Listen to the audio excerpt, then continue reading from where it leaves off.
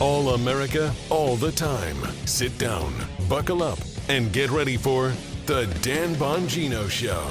Yeah, get ready for the Dan Bongino Show. There is obviously a lot to go over with all of the sad, tragic events that happened this weekend. Here's how we're going to cover it, folks, because I feel a sense of responsibility here to get you the good, the bad, the ugly, what went right, what went wrong, what can change. And I want to make sure that we do it without getting too deep in the emotional component, because it's hard. We're all big supporters of President Trump. Many of you listening may even know him, may be friendly with him. And it's really difficult on all of us and stressful to continue to watch this. You know, we're averaging an attempt on this man's life. Gosh, I mean, at this point, between attempts at every 6 months or less, it is unacceptable. And there's a reason it's happening. You have this heightened bullshit rhetoric on the left that's become just the standard course of business on the left. It's just routine to call the president a Nazi and a fascist, and you've heard all the nonsense. There's no sense of shame in it at all. I discussed it on Fox this weekend. Matter of fact, you're welcomed. You're like celebrated, palm fronds and everything as you come into the city. So I want to discuss also how in this era of presidential accessibility and social media and the president's schedule becoming public right away, we have to just look at things differently. I feel like I've got a pretty good perspective on this, having served in both the agency that investigates presidential shootings. And I want to be clear on this because I've heard a lot of commentary on X. I've been in both places. I've been at the Secret Service from 1999 to 2011, and then obviously at the FBI last year. The FBI doesn't have a role in the physical security of the president. That's the Secret Service's job. However, they do investigate afterwards because the Secret Service can't investigate themselves. I just want to be clear on that because it was I sense a little bit of confusion on Twitter. You know, folks are looking for who to blame and who not to blame. I just want to talk about what went wrong, what went right, and what changes can be made. I think that's the best way to handle this show. And I promise you, when we're done, you are going to have the full spectrum on what's going on in a long-form interview. So I got a lot to get to. And the presidential accessibility, you know, he loves to get out there, this president. He just loves to get out there. He is the most accessible president. This guy's a fascist and a king. He's the worst king we've ever seen. He's always among the people. I mean, it's just so stupid. All right, let's get to the show. You know what drives me nuts? You ever see those silly, ridiculous testosterone commercials? They talk to us like we're a bunch of idiots. You know, you've seen them. Hey, guys, take this pill. Happy music comes on, a smiling wife pops out. It's all nonsense. Everything's perfect. That's not the way this works. Guys get it. Guys get it. Age comes for all of us. I know, I'm 51 years old. You lose muscle, that's not good. Muscle's your store of amino acids. You lose muscle, you're prone to falls. That's one of the leading causes of death for older folks is falls. You don't want to do that. You get a little doughy over time. Workouts get harder. Your recovery's terrible. The results don't show up like they used to. We've all been there. Let me tell you about a product from my good friends at Brickhouse Nutrition. They make the best, highest quality supplements in the business, in my opinion. They have a new product called Force from Brickhouse Nutrition. It's built with ingredients to help support healthy testosterone levels, help power your lean muscle, sustaining your lean muscle as you age, helps with your metabolism and overall performance. Do not lose your muscle. That's your engine. But here's the kicker. Force helps support your body's natural growth hormone production, and natural growth hormone, that's the difference maker too. Force takes a scientific next step for you, and that's what you get when their medical doctors design this formula instead of a marketing department designing it. Let's get you started with 20% off and free rush shipping. Just visit brickhousenutrition.com/Dan. Enter promo code Dan. That's promo code Dan at brickhousenutrition.com/Dan. Pick up a bottle of Force today. Just give it a shot. Again, brickhousenutrition.com/Dan. These statements and products have not been evaluated by the FDA. The product is not intended to diagnose, treat, cure, prevent any disease or condition. All right, fellas, let's go.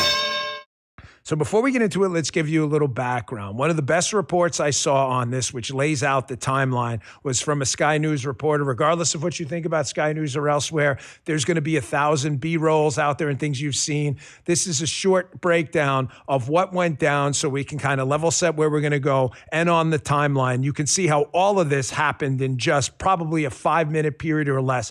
Everything was compressed. Check this out. From every angle, this is how the shooting at the correspondence dinner unfolded. Where's it at? Just after 8:30, this was the scene. set for the annual dinner. 2,500 in the room. In the lobby at the security checks, a man runs through the metal detectors. Shots are heard. It takes a moment for people in the room to react. The First Lady seems to be the first at the top table to realise what happened, she says. Look at this angle, 8:35. J.D. Vance, the Vice President, in the foreground. Then President Trump rushed out next. He falls to the floor in the chaos. What appeared to be shots fired at the White House Correspondents' Dinner. It's just gone. 20 to 9.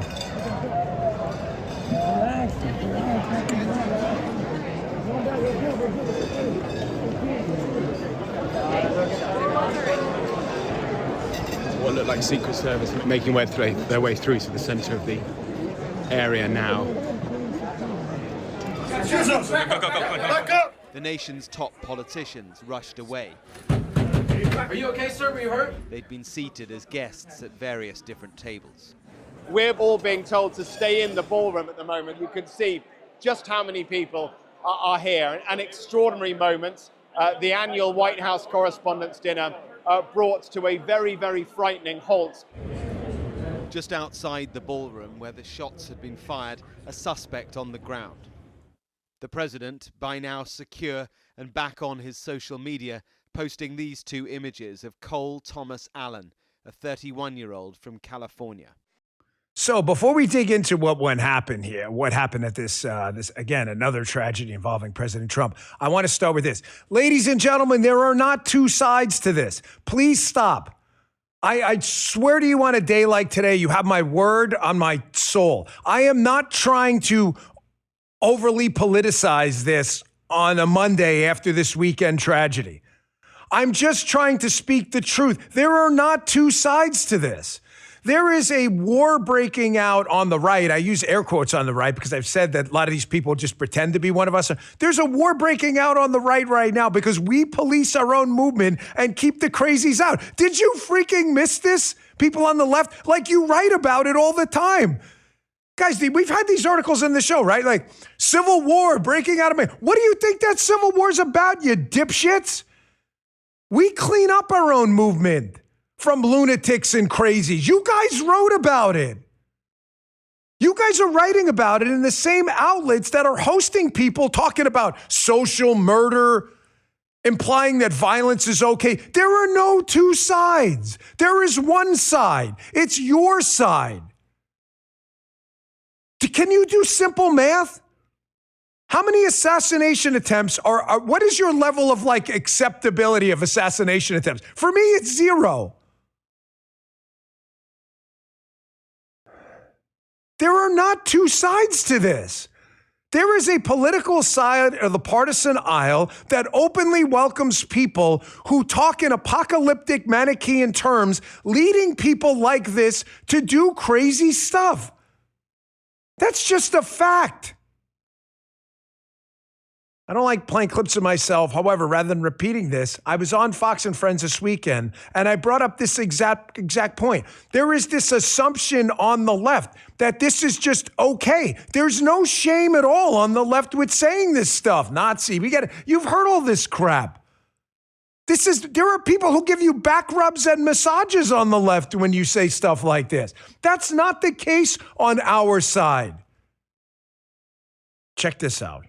Listen, having been an agent for over 12 years in the Secret Service, 12 years, and having spent a good amount of time in a protective intelligence squad where you actually go out and interview these people who threaten the president and our protectees, I think there's an assumption on the left where there's no shame in threatening the president's life on the left. So this isn't a both sides thing. So we can just cut that garbage out right now and just stop the nonsense.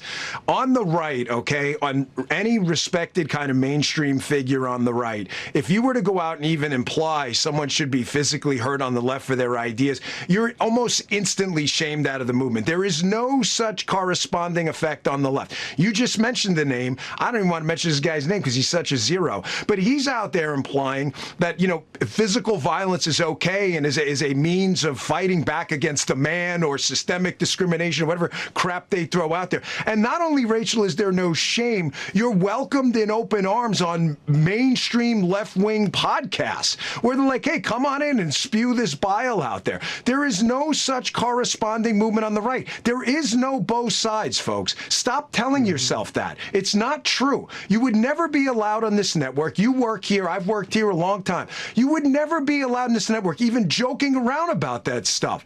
You'd be gone. They'd pull you off mid-segment. They don't allow that stuff. It's not a both sides thing. It is garbage. And let me tell you. Here's the problem with the both sides bullshit. The problem is it diffuses responsibility away from the individuals in charge and doesn't push people to change and call it out. Well, it's just a problem everywhere. It's not our thing. It is your thing. It is your thing on the left. It is your thing. The suspect in this case wrote a manifesto, man. You can read it. We're going to put it up in a few minutes.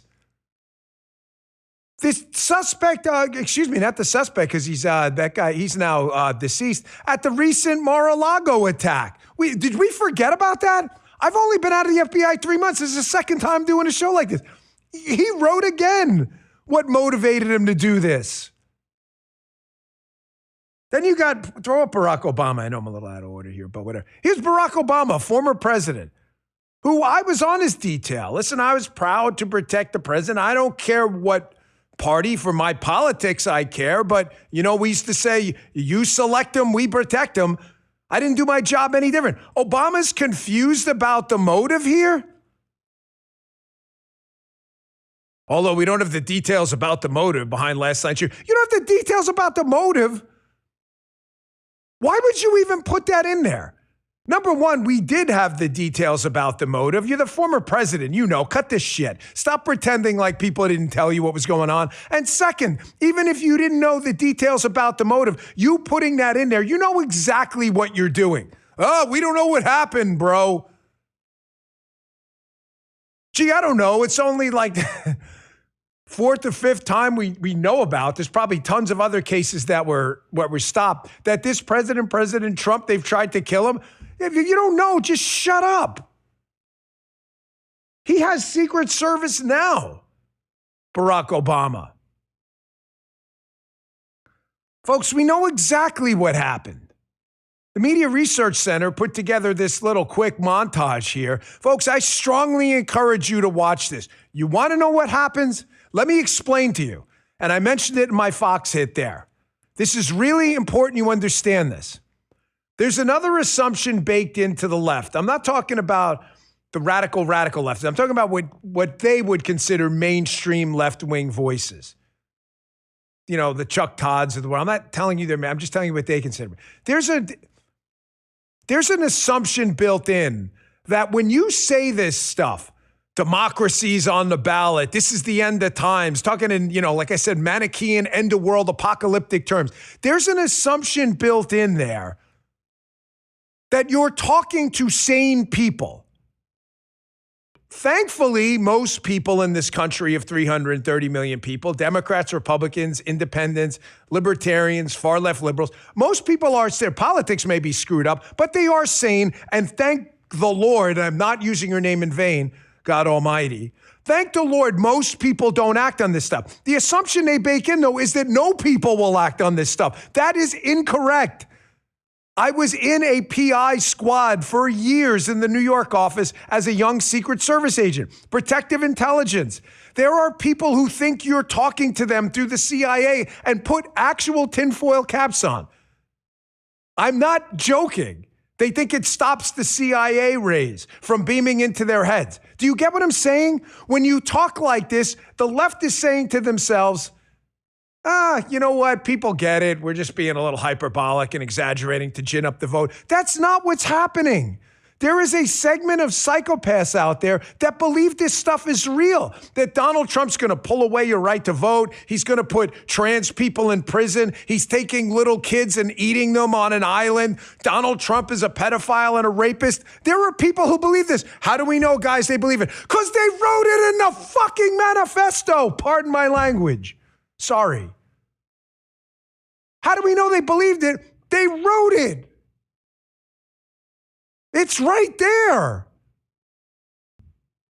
Show the other one, too, from the Mar-a-Lago incident just a few months ago. I look at it. Here's the one. I am no longer willing to permit a pedophile, rapist, and traitor to coat my hands with his crime. You don't have to listen to me. Listen to the people who do this stuff. Here's the one from the Mar-a-Lago incident just a few weeks back. A couple of New York Post has them. Well, you see why, by the way, that they're constantly using people who never, ever cared about this stuff before, who are Trump's enemies. They can't stop talking about the Epstein case and Donald Trump. Now does it make sense? They know they're causing a dangerous situation for him outside of politics. Physical danger. Here's the other one. I don't know if you read up on the Epstein files. This is a text. But evil is real and unmistakable. This is the guy who showed up in Mar-a-Lago with the gas can and the shotgun. Do you see why this story is so useful for them? I'm not telling you it's not a story worth discussing. If you missed the whole summer with me over at the FBI, obviously I was concerned about it too. I'm telling you the people talking about it are talking about it not for that reason. They never gave a damn about this case. They care about it because they're creating a dangerous physical situation for the president. That's all they care about. Here's this Media Research Center clip. How you're talking about a threat to democracy? Democracy's on the ballot. These people, these shooters, these alleged shooters, shooters that are in prison. One's convicted, Ryan Routh and others. There's no allegations anymore. The allegations are proven in a court of law. They're using the same language as the left and the doomers. The same language. What freaking side are you on, man? Check this clip out. Stochastic terrorism is, right, when a leader uses language that is more likely than not to radicalize. Democracy is on the ballot still. Democracy is on the ballot. Democracy is on the ballot. Democracy's on the ballot. Democracy's on the ballot. Democracy is literally on the ballot. Democracy is on the ballot for this election. Vice President Harris has made very clear that democracy is on the ballot here. Democracy, of course, is, as the president likes to say, on the ballot. Terrorism experts call this stochastic terrorism, where somebody has been so demonized that it creates this heightened risk of lone wolf actors. Donald Trump is turning this nation into Nazi Germany. You now have a president, as you said, talking about exterminating Latinos. A re-election of Donald Trump could mean the end of democracy. This would be the end of America. An actual Trump-led wannabe empire is the end of democracy. Stochastic terrorism is a way of using language that is clearly meant to incite some percentage of the people listening for a violent purpose. What does that potentially do for unbalanced people out there? He is destructive to our democracy, and he has to be eliminated. Folks, we're just playing their own clips, man. Thank you, Hat Tip Media Research Center, for putting that together. They are using the exact same language. Come on, man. Listen. Everybody just let's just look each other in the eye here, man. The people shooting at our president, trying to kill him, are using the exact same language promoted by doomers, pillars, and the lib media people who want you to believe Donald Trump is eating children in the White House. Democracy's in peril. It's the exact same language, man. And then they play stupid. Here's Democrat Congressman from Maryland. I know this guy from my time running Maryland. I can't say enough what a loser this guy is. Here's Jamie Raskin. I mean, a character-free individual playing stupid about this. Rhetoric Rhetoric against Donald Trump, heated rhetoric. What rhetoric is that? I don't know, man. I don't know. Really? You don't know? This is a quick one. Check this out. You have, and as many of your fellow Democrats have used some heated rhetoric against the president. And do you think twice about that when something like this happens? But what rhetoric do you have in mind? Well, what? I don't know, man. The one we just played in the Media Research Center, you moron.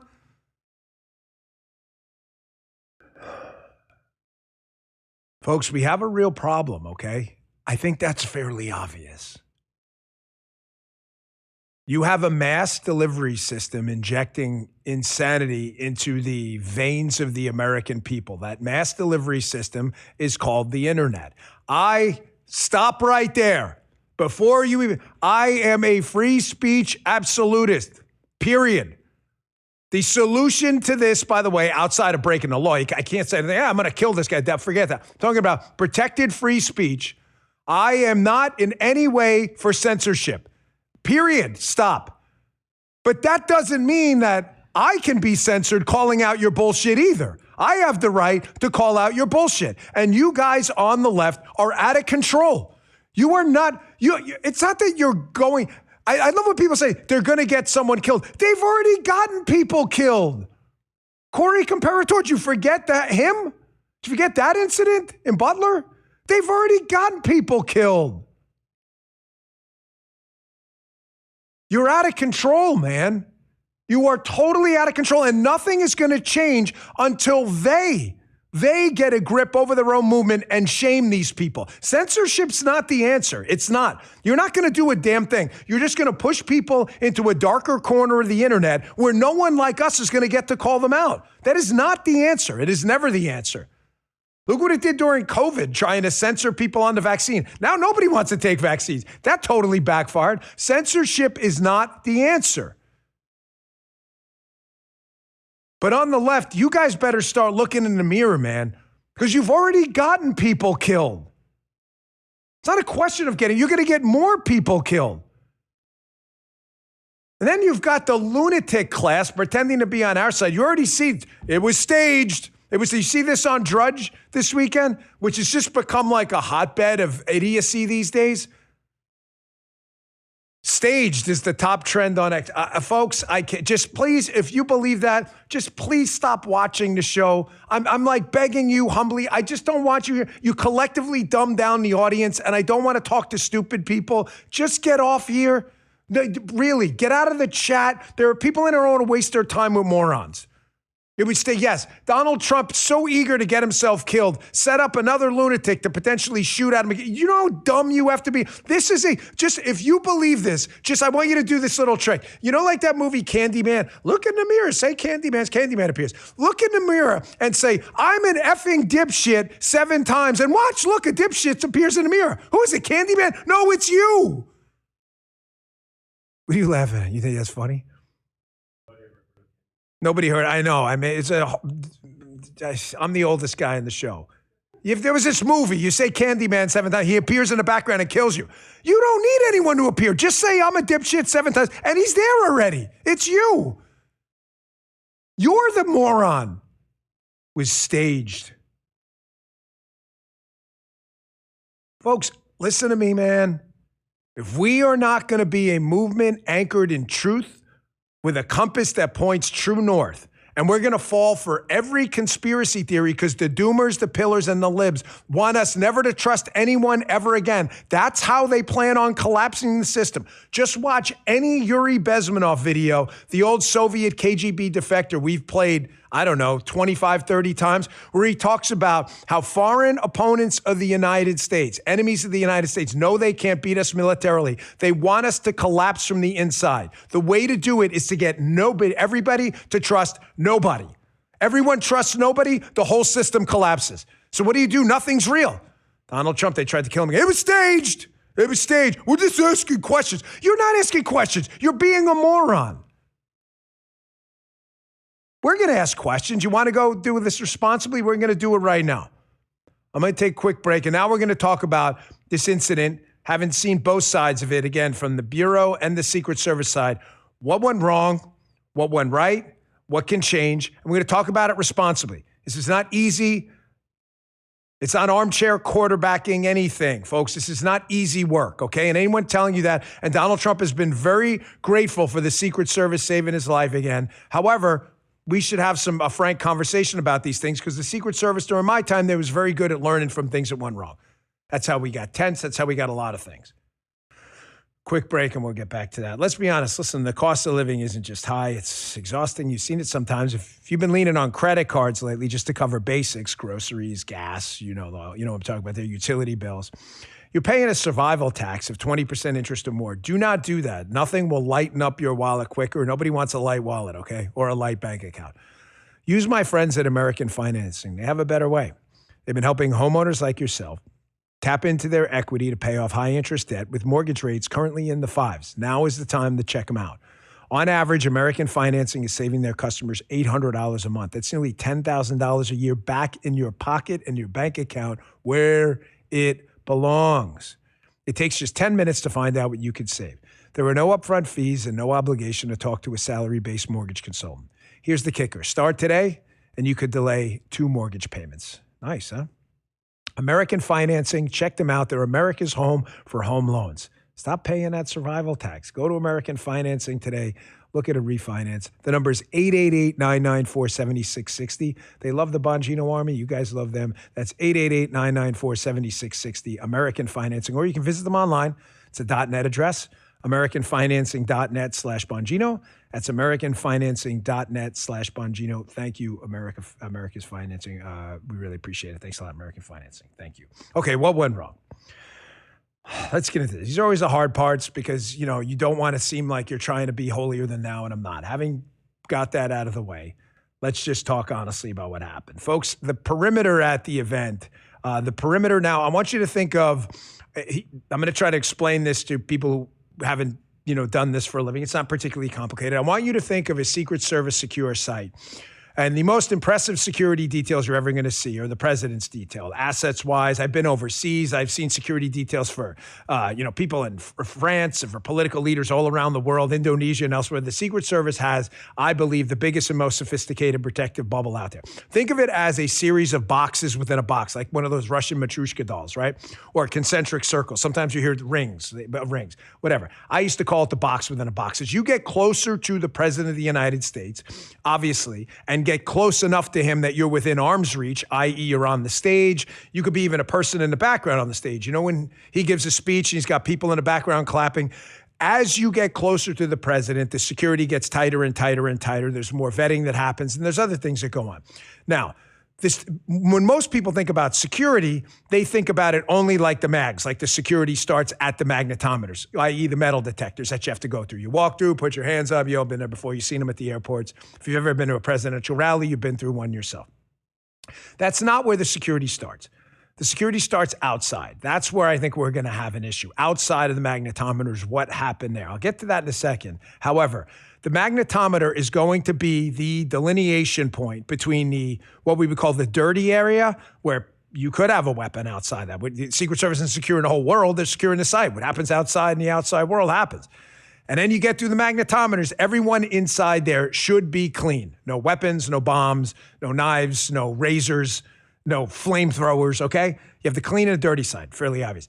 That perimeter where the dirty side and the clean side starts at the magnetometer, it appears that this site was probably too close and compressed inside, given the extent of the security issues at the site. Cabinet officials, the VP, FLOTUS, the First Lady's there. Obviously, POTUS, the president's there as well.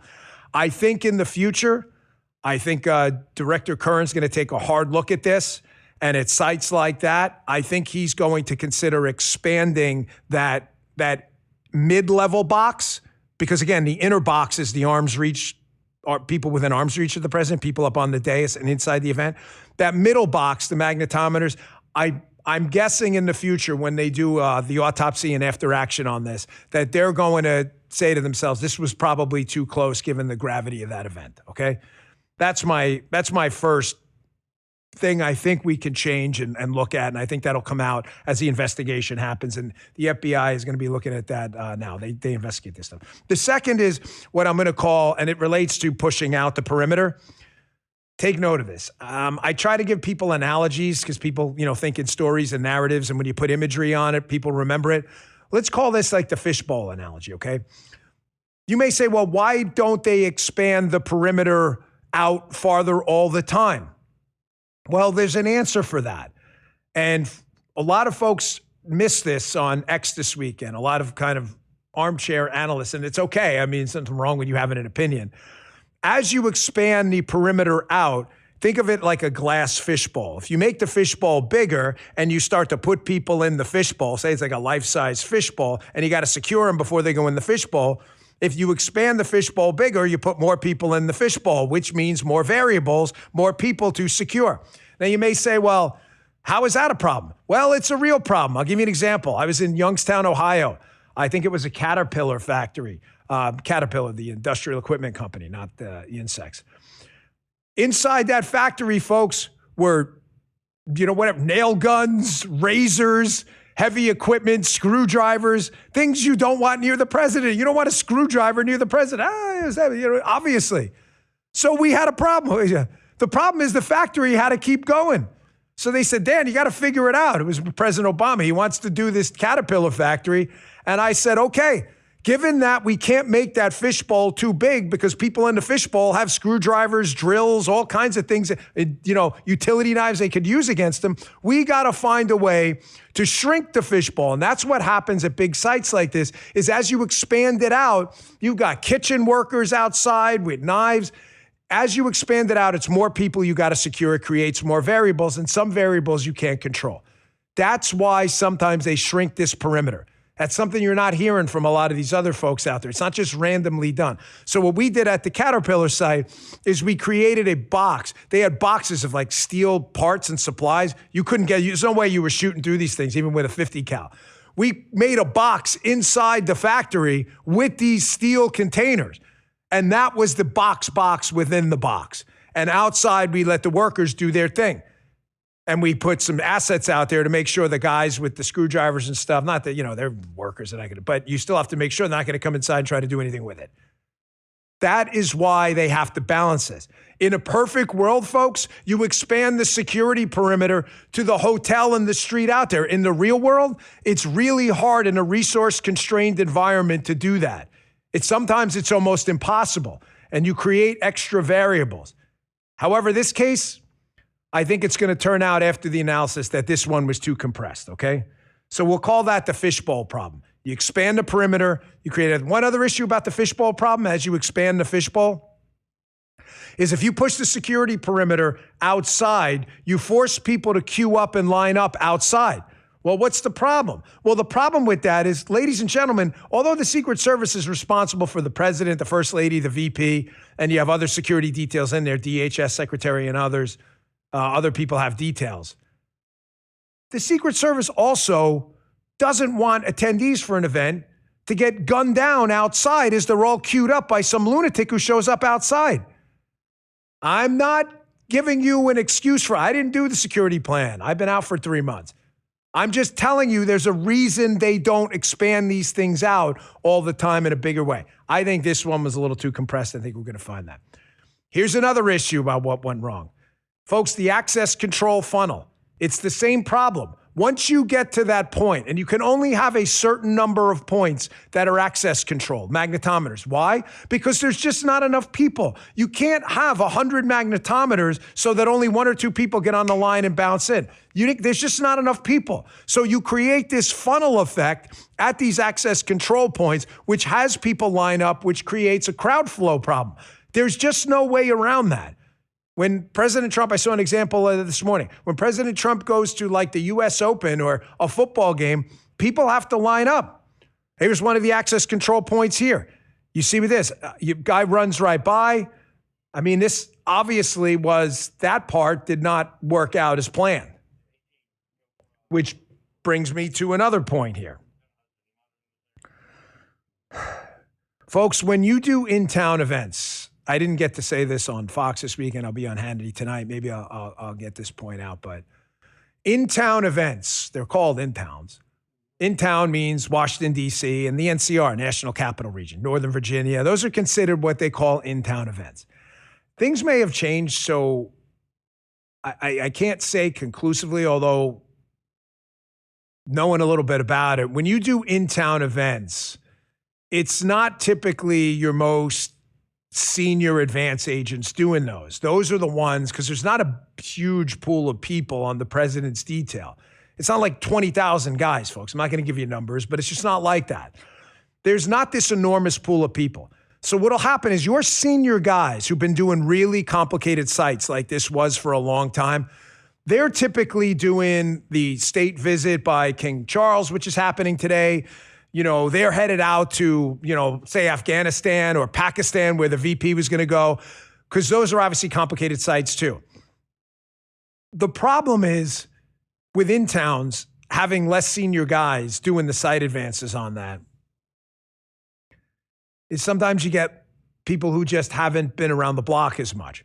I think they're going to have to reevaluate that in-town wise, and they're going to have to reevaluate how they do things like promotions and evaluate in-towns for their career. Because a lot of these guys, you know, you want to do a major site to get promoted. It's just an incentive system. That I think they should change going forward. An event like this with all of these folks, and we'll see. This one likely was a senior guy, so we'll see. I'm just telling you the general thing about in-towns is, you know, they're generally less senior guys, okay? One of the other things I think we definitely need to look at here, big picture-wise, with Secret Service, I've said it before, so I don't feel like I'm speaking out of turn saying it again now, is the Secret Service has a big portfolio of criminal work. I think it's time to pare that down and move those assets into protection. They're just resource constrained. They just don't have enough bodies to throw at this problem. We do have bodies doing criminal work, and they do great work. I worked with them at the Bureau, and they had a really great case they brought to us. However, we can't make the perfect the enemy of the good. You know, it may be time to pare some of that down and move some of that into the protection space and maybe forfeit some of that over to IRS and FBI and the white collar side. Just my take. Just a couple more quick points I'd like to make here.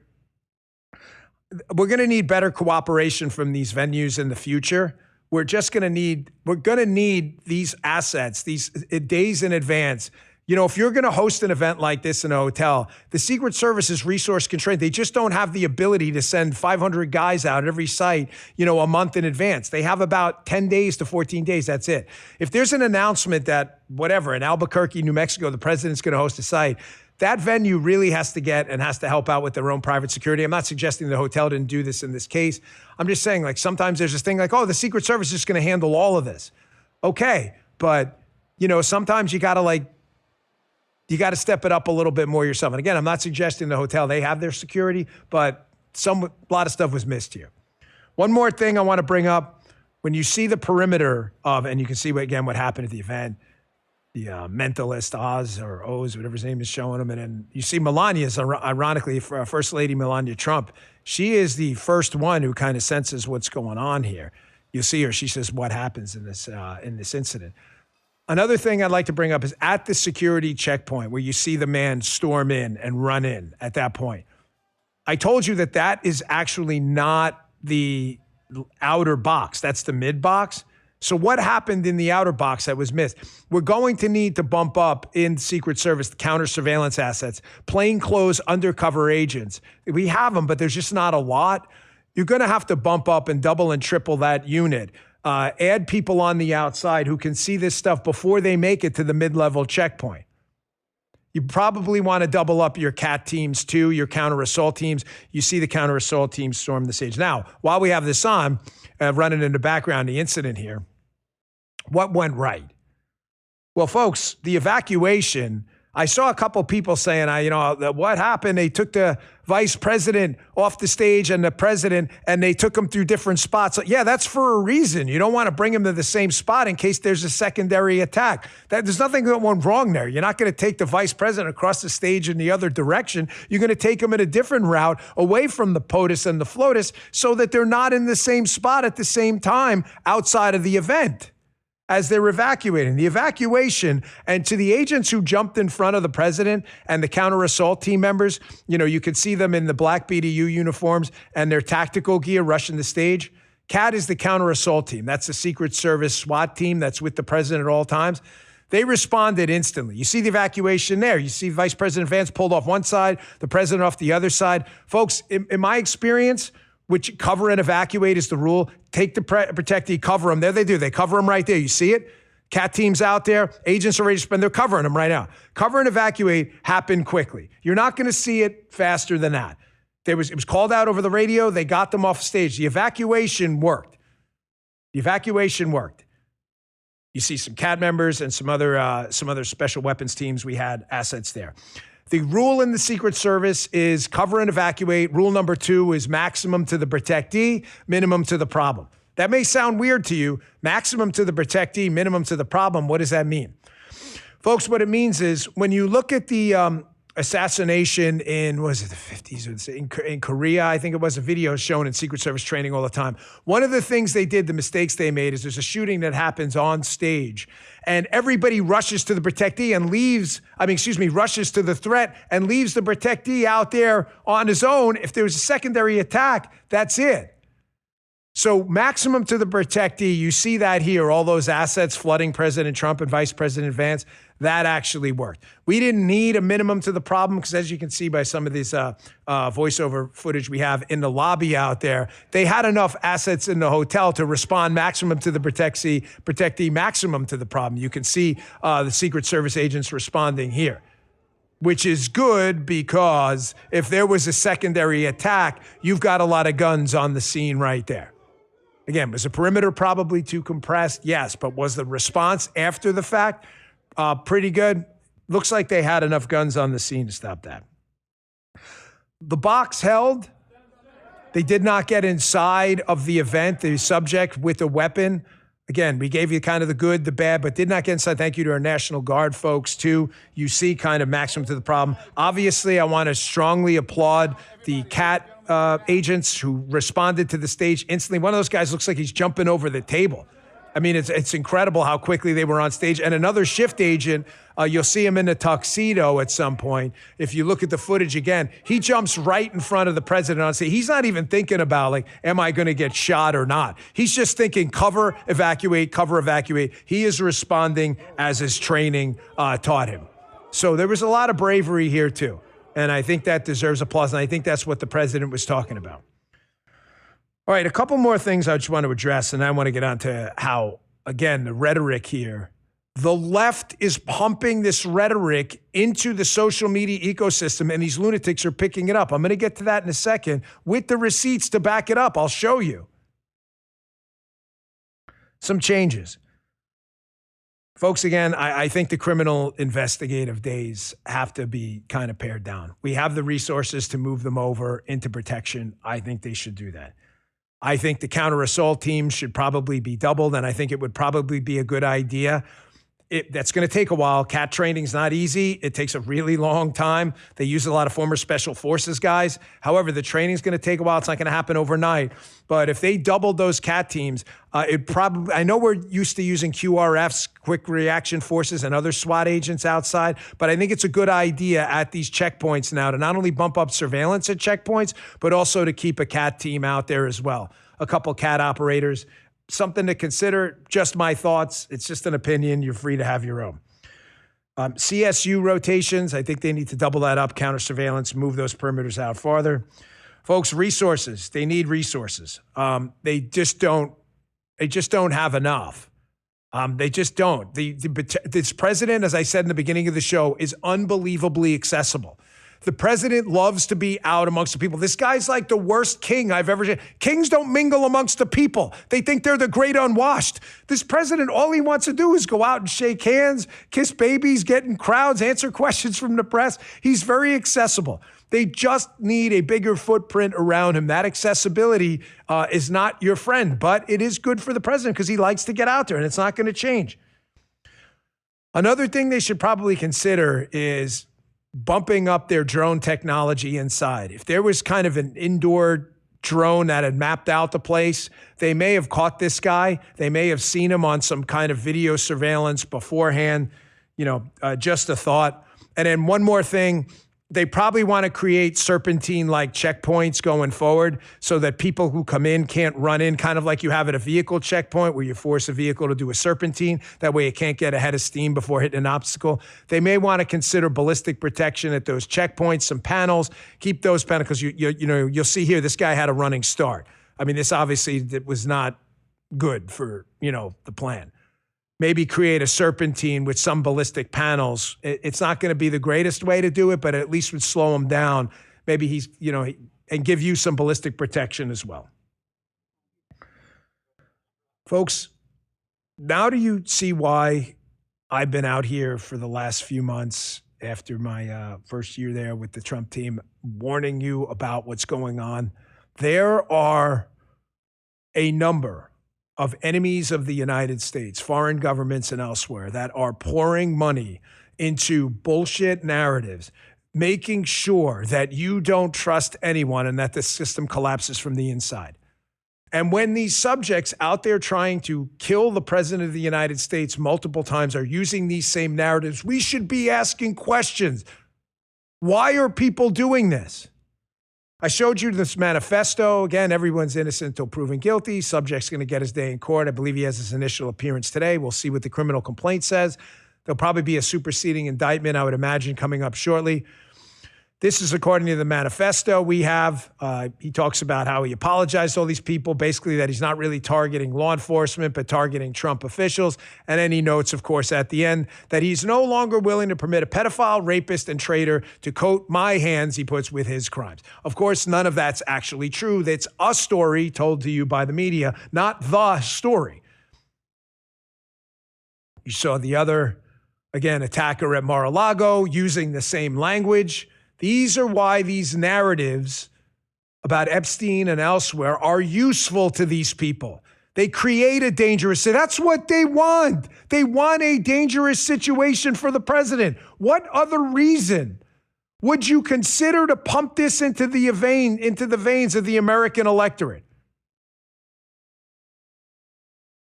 Here is Badia Sorgan. She's on News Nation talking about exactly this. How the left-wing narrative, they're using the exact same terminology, these killers and assassins and suspected assassins, the exact same terminology. And the left says, see no evil, hear no evil. Check this out. What's happening right now is you're seeing the New York Times, President Obama, acting like we don't know what motivated the shooter. The president literally tweeting, we don't know yet what motivated the shooter, 6 hours after his manifesto was made public, in which he literally explained why he did it. He did it because he hates Donald Trump.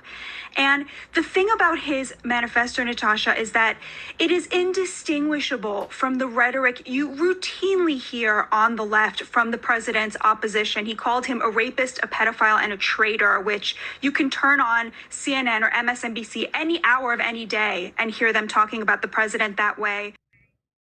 Folks, I don't want you to misinterpret what I'm saying at all. It's really important I get this across clearly and precisely. I'm in no way suggesting to you that issues you're concerned about, you should, not discuss because someone may not like them. That's not what I'm saying at all. At all. What I'm suggesting is that when you look at people who have contaminated our movement with fake infighting, because it's not infighting, they're not one of us, you have to ask yourself a question. They say all they're about is asking questions. Well, you should be asking questions too. Why do they all keep using the same terminology? Trump's a pedophile, he's children, and why? Donald Trump, President Trump was pissed about this. Did an interview on 60 Minutes last night. And of course, 60 Minutes, the hapless Norah O'Donnell, she had to read this manifesto to kind of mainstream this crazy bullshit about the president. You got to read this on 60 Minutes. What possible benefit does your audience get about this? You could have referenced the manifesto, but you had to make sure to get this part on the air, didn't you? And President Trump, thankfully, was having none of this. Check this out. Called manifesto is a stunning thing to read, Mr. President. He appears to reference a motive in it. He writes this, quote, administration officials, they are targets. And he also wrote this, I am no longer willing to permit a pedophile, rapist, and traitor to coat my hands with his crimes. What's your reaction to Well, that? I was waiting for you to read that because I knew you would, because you're horrible people. Horrible people.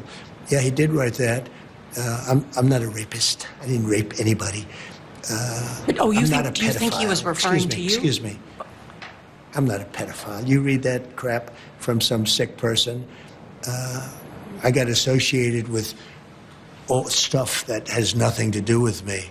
I was totally exonerated. Your friends on the other side of the plate are the ones that were involved with, let's say, Epstein or other things. But I said to myself, I'll do this interview and they'll probably, I read the manifesto, he's a sick person, but you should be ashamed of yourself reading that because I'm not any of those things. Mr. President, and I these was are never, the gunman's words. Excuse me. You shouldn't be reading that on 60 Minutes. You're a disgrace. But go ahead, let's finish the interview. The other thing that he wrote in You're disgraceful. the other thing in the manifesto. Hey guys, I don't talk about a lot of this stuff about my personal security, okay? Because number one, my situation and President Trump's situation are not, it's not even a, President Trump's threat level on 1 to 100 is, I'll say 100, but I'll say 99 just because something else could happen. That's how crazy his threat level is. Mine compared to his like a 1. The only reason I even bring this up in this segment, why the president is so upset, is given my last line of work, you read stuff and you see some people tell you stuff. You get what's called, a DTW, like a duty to warn when you're threatened. This Donald Trump's a pedophile. There's a massive ring of inside deep staters protecting the eating of children. There are people out there right now. I can cite, when they become a little more public, I can cite for you multiple arrests being made on this where other people were brought into this too, not just the president. I'm just telling you, you're going to get someone else killed.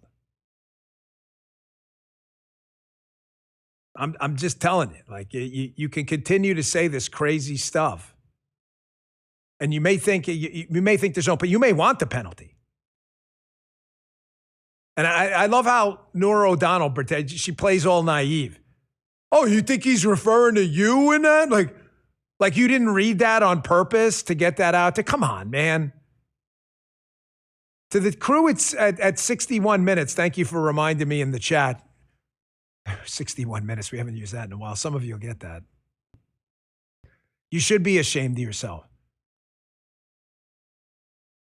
You read that? You know exactly why you read that to millions of people on CBS. You know exactly why you did it. Folks, there are not two sides. I can't say this enough.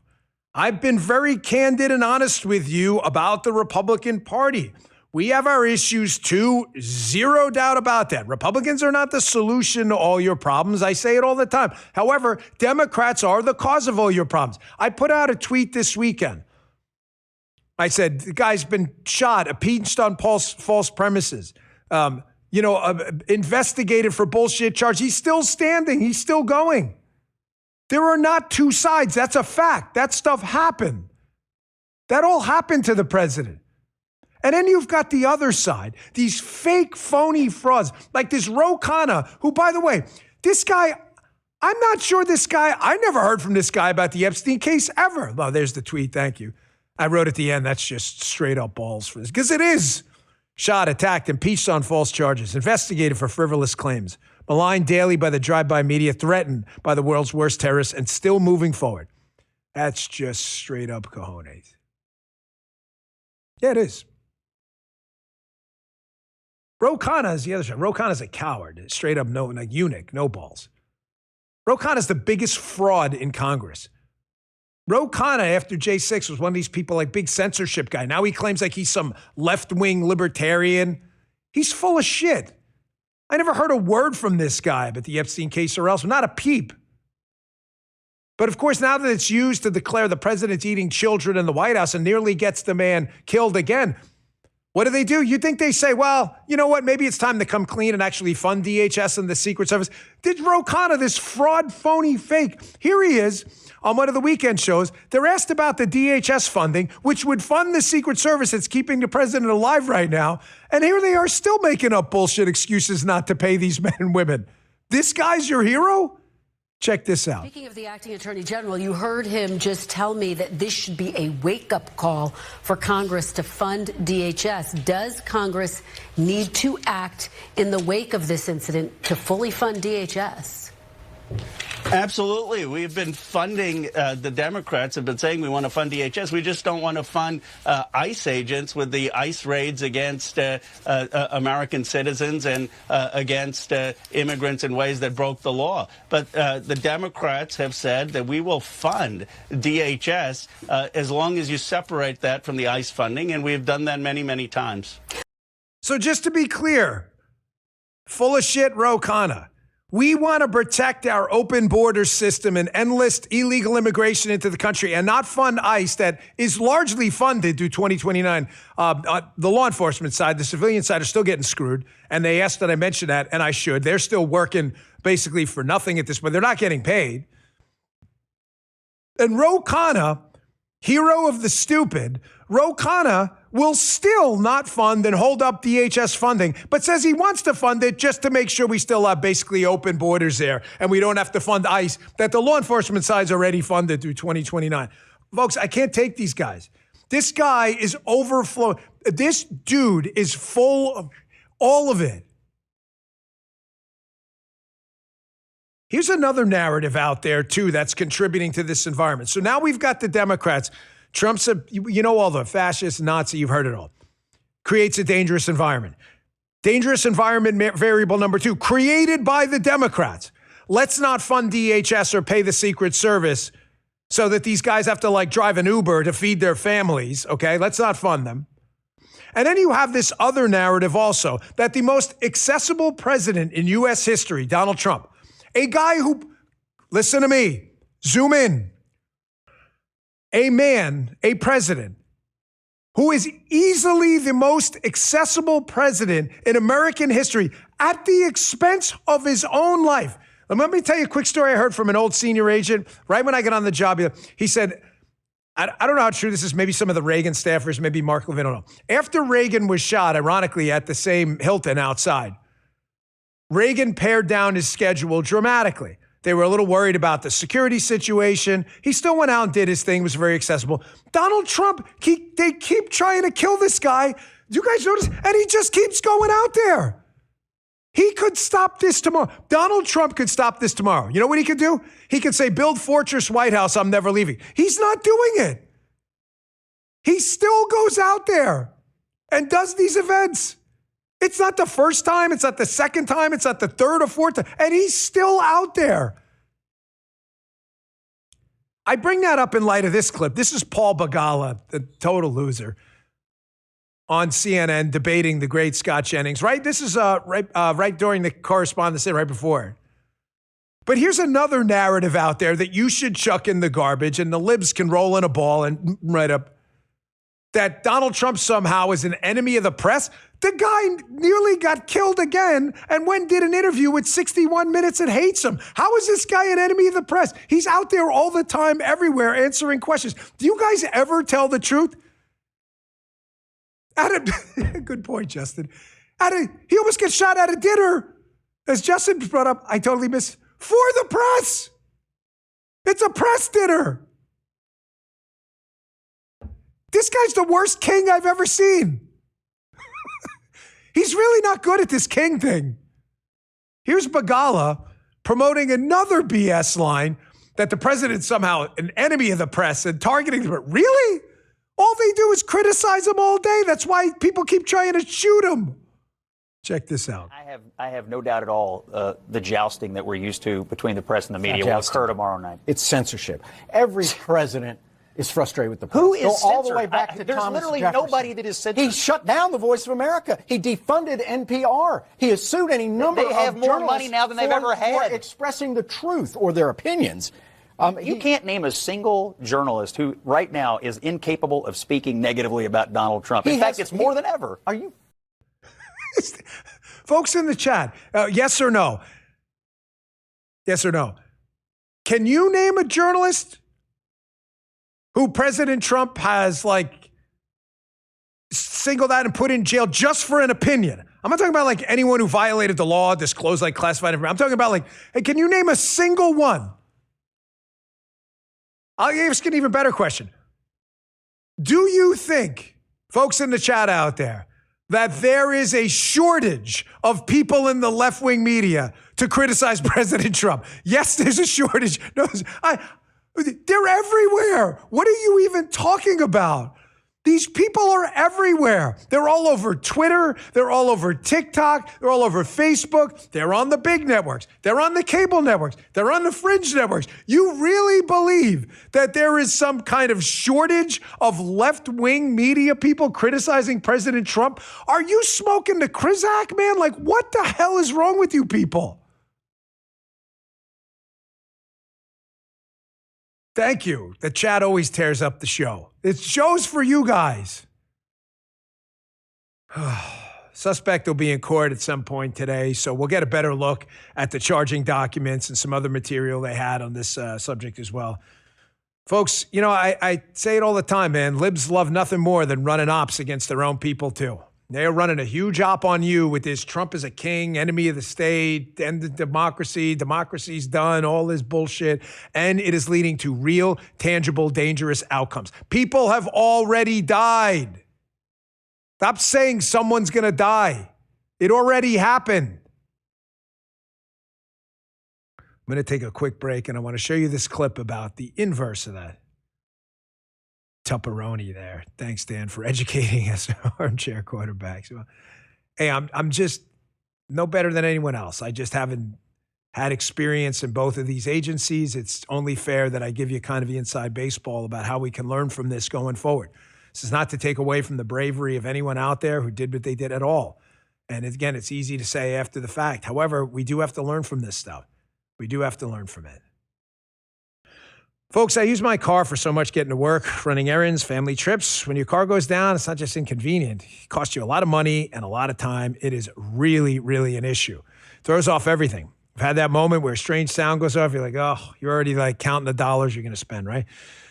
That sound turns into a warning light. Suddenly you're bracing for a massive repair bill you just didn't plan for. That's why I'm a fan of Car Shield. Having that extra protection takes a lot of stress out of owning a car. These are expensive now. Remember the old days of bumper? You got a scratch in your boat, cost you $25 back in the 70s. Oh, those days are over. Nothing costs you $25 anymore. Car Shield offers low-cost, month-to-month vehicle protection plans, so you're not locked in. They partner with ASE certified mechanics across the country. They include 24/7 roadside assistance. That's really valuable. Courtesy towing and rental car options at no additional cost. You can't beat that. Reduce your anxiety about your car. Get Car Shield today. They have low deductibles. That really matters when something big goes wrong. Car Shield has over 20 years of experience, covers more than 2 million vehicles, holds a 96% customer rating and an A+ rating from the Better Business Bureau. Drive with zero worries. You don't need those worries. Thanks to Car Shield. Right now, check them out. Car Shield's offering our listeners 20% off with the code Bongino, Bongino, at carshield.com/Bongino.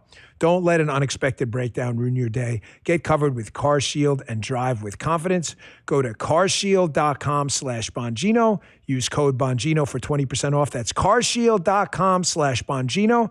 Use code Bongino for 20% off. Thank you, Car Shield. By the way, thank you for all the feedback. Kind of just quickly shifting gears for a minute for all the feedback on the Friday show. I know our interview with Dr. Rhonda was long. We didn't anticipate it to be that long, but it was so good we kept it going. I figured if they want to listen, they'll listen. But we may just break out that last hour and put it as a special for those of you interested in your health and longevity. It was a really, really great hour. I got tons of email on it from friends. So she covered all of it. Supplements, sauna, cold plunge, working out, when to eat, when not to eat. It was really good. So if you missed Friday's show, check that out. Listen, I'm on another show. I am on Sean Hannity's podcast. I already taped it. I said that to you last week. So it was before the incident at the White House Correspondents' Dinner.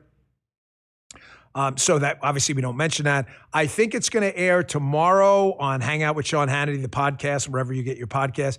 It's a long interview. It's about 2 hours with me and him. Again, we talk about a lot of stuff, and I go into a deep dive about the FBI, my concerns about these tyrants taking back government again.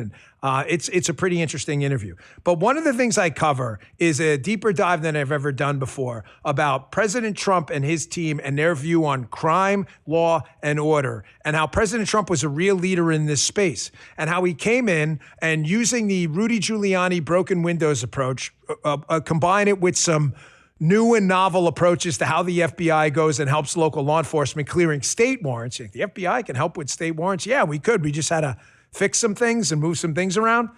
How under this administration, the crime rate collapsed and the murder rate was the lowest in U.S. history. That's a real number. That's the proudest thing, my proudest accomplishment of my entire professional life, bar none. Nothing else comes close. It wasn't just me. It was the DOJ, it was Cash, it was the president's leadership on it and his willingness to take a chance on us. That is the most important thing. But Thomas Sowell talked about this a long time ago. Here's about a minute-long clip of Thomas Sowell talking about how it's really no mystery how you do this stuff. You go and get a limited pool of bad guys off the street that commit the overwhelming number of crimes. You put them in jail, and big shocker, the crime rate drops. What I'm getting at, folks, is I'm not sitting here telling you like, wow, look, Dan, I had this stroke of like astrophysics like Stephen Hawking's genius. Just go get bad guys. A lot of these prior leaders in the FBI were more concerned about enforcing politics than enforcing the law. Here's Thomas Sowell on generally how broken windows policing works. It's good stuff. Check this out. So what we do, we put people behind bars who commit violent crimes. Now, a few years ago in East Palo Alto, which is not far from Stanford University, a minority community, low income, they had the doubtful distinction of being the murder capital of the United States in proportion to their population. The next year, murder and all sorts of other violent crimes dropped tremendous amount, 30, 40, 50% in 1 year. Now, that wasn't because they discovered the root causes of crime or because they worked out everything that was wonderful. They launched a campaign that put a lot of the bad guys behind bars. And when they were behind bars, they didn't commit as many crimes. Makes sense to me. And the thing that even in a high crime area, the great majority of the people are not criminals. And so if you can just put your hands on those people who are raising all the hell in the community and take them out of circulation, the crime rate drops. I played that because I really want you to watch the interview. It's long. Check it out. But however, I go into some detail about how exactly we did that. Yes, the general premise is an easy one. There is a small population of people, even in the highest crime areas in the United States. The overwhelming majority of crime is committed by a small pocket of people. The problem is you have to go get them. Well, Dan, that's really easy. Arrest them. Well, oh, there you go. There's a little teaser of the Hannity clip there. You can see I was wearing the shirt. I was wearing what? What did we do on Thursday last week? So tape before. I look a little, was it the lighting a little there? I look a little tanner in that one, right? What's going on there? Different lighting or something? Going and getting them is not easy. You have to develop probable cause. You have to figure out creative ways to do this. And that's one of the things we did that I address. Hey, I want to address this too, because last week this was a huge story, and I don't want this story to go away. I think you're going to see further developments in the future and more things coming. This is definitely not the end. However, the Southern Poverty Law Center case is a tidal wave-like shift in the current for the United States, for the United States criminal justice system. Folks, we have been told forever, you're seeing the media narrative, that the Republicans are this group of fanatical, racist, white supremacists with the tiki torches. We're all, closet members of the Ku Klux Klan. We've been told this right now. All of you know that's bullshit. I mean, you go and hang out with your friends. Does anybody have like a hooded Ku Klux Klan member at their weekly no, so you're like, where the hell are all these people? I'm not telling you the problem of racism doesn't exist. I'm telling you the gravity of the problem has been exaggerated by leftists forever. And now you're seeing that come to fruition with multiple attacks on President Trump and others too.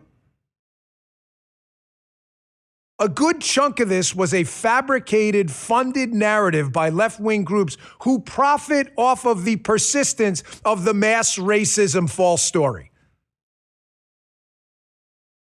Libs love running ops. But here's the kicker. I showed you last week, if you missed Friday's show, forget not just the Dr. Rhonda component. That's different, totally separate. That's not politics. Please, I'm begging you to go back and just watch the beginning of the show. Libs don't only run ops on us. You guys are mass racists. Look what happened. Unite the Right rally. Well, you get it? They run ops on their own people. I'm bringing this up because if you're a Democrat watching my show, I want to tell you something. You've been a victim of your own party too. The entire Joe Biden presidency, if you watch the Friday show, was an op. The receipts are unavoidable if you watch Friday. Clyburn, prominent black Democrat, comes in and saves Joe Biden to rescue them from Bernie Sanders. They move the primary. Biden, who didn't want to run, comes out and says, now I'm running. Unite the Right rally. Very fine people hoax. You racist Republicans, veins bulging. The whole thing was an op. But it was an op against their own voters. The energy was with the Bernie bros. I'm going to show you another one here. This is just an easy one. This is a ground ball. The only reason I bring it up is I saw this clip last week of David Hogg, and I don't really talk about teenagers. He's not a teenager anymore. He's an adult, so it's fair game, okay?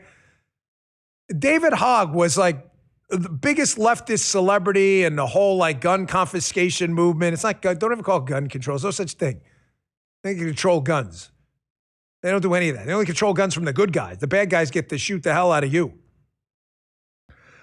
David Hogg was on CNN again with Scott Jennings, and this guy was like a big hero on the left, like I said, in the gun confiscation movement. The left loves running ops against their own people. Even this guy. Here's a clip of him with Scott Jennings. This guy's Hogg's not a very good debater at all. Check this out. Anybody with an elementary school understanding of foreign policy could have told you the Strait of Hormuz was going to get shut down, and that is exactly And who controls what it happened. right now? Who controls the Why are right now? gas prices so high then? Why were they high during Biden's administration? Did you like that? It wasn't because of a because of a geopolitical here's the deal. fumble. Who controls like the this. Strait? You're using last week's talking points, David. We control the Strait. We are in charge of this conflict right now. Hat tip at Overton_news. Good account for video clips as well. I saw that clip and I just laughed because this guy, he's not, you have to say these words slowly. We haven't done this in a while, guys. Remember this? David Hogg is not a master debater. You have to there has to be clear separation with those words. Some of the new guys are like, what do you mean? Say it fast a couple times, you get what I mean.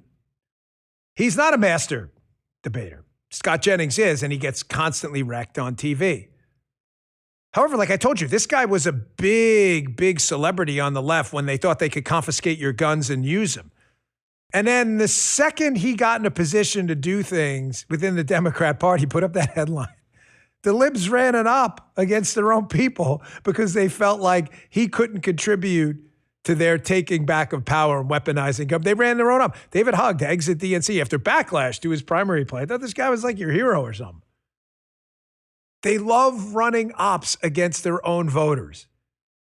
Here's another one. Here's Gavin Newsom. I'm going to play this clip for you. This is a clip from Kayleigh McEnany's excellent show on Fox. It's really good on the weekend. She does a fantastic job.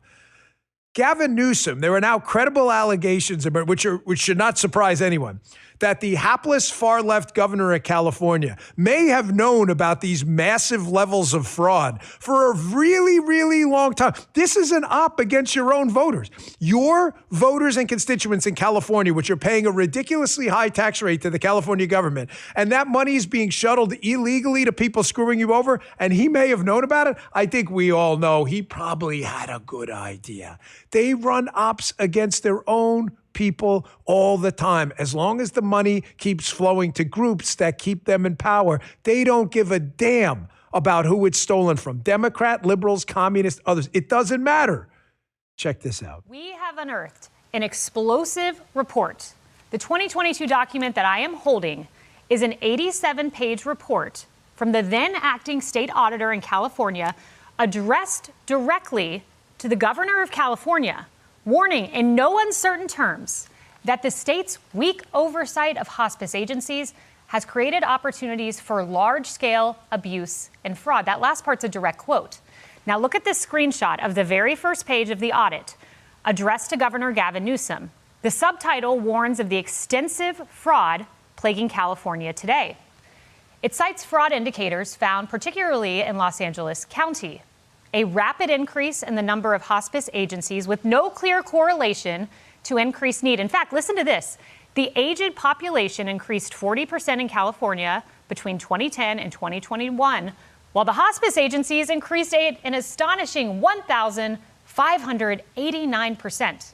Another indicator was the excessive geographic clustering of hospices, with sometimes dozens of separately licensed agencies located in the same building, and also abnormally high rates of still living patients discharged from hospice care, despite hospice typically offering care for people expected to live 6 months or less. They even gave Newsom a map. Quote, 210 active hospice agencies located within 1 mile of each other on Van Nuys in Los Angeles County. They gave him a map. A map like, here's where some bad stuff is happening, Governor Gav. Put down the hair gel for a second, man, and just like take a look-see. They run ops on their own people all the time. I'm serious, man. If you missed the Friday show about Biden, please watch the beginning. That whole thing was an op. It's clear as day. It wasn't against us. Well, yeah, we got screwed later with a Biden presidency. But the op at the Democrat primary, we're not voters in a Democrat primary. They are screwing you too. They're screwing you guys too. All right, folks, we got a lot going down this week. We're going to stay all over this story as the criminal complaint and the charging documents come out later today about the incident at the White House Correspondents' Dinner, another tragedy involving President Trump. And yeah, I saw a lot of commentary this weekend. My phone was blowing up with a lot of friends of mine asking for commentary, and a lot of folks were saying, you kind of heard the message too, man, I'm tired of this. I'm tired of this. This president, man. Well, even that Democrat congresswoman put out that tweet, was like, can we please stop trying to kill the president? Well, I'm going to tell you, I'm like tired of being tired of it. Like we're past that stage now. We're in like the real red line, 9,000 RPM danger zone here, man.